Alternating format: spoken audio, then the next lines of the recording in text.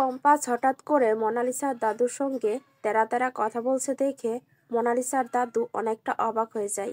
মনে মনে ভাবে, ব্যাপার কি, মেয়েটা হঠাৎ করে এমন করে কথা কেন বলছে? ও কি মোনালিসার বিয়েতে কোনো বেগরা দেবে নাকি?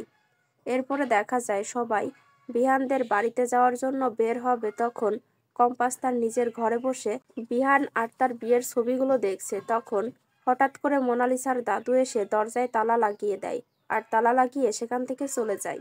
এটার কারণে কম্পাস খুব রেগে যায়। একা একাই বলতে থাকে, তোমরা কি ভেবেছ কম্পাসকে এই ঘরের মধ্যে আটকে রাখলে সে কিছু করতে পারবে না? আমার সঙ্গে পাঙ্গা নিয়ে খুব বড় ভুল করলে দাদু।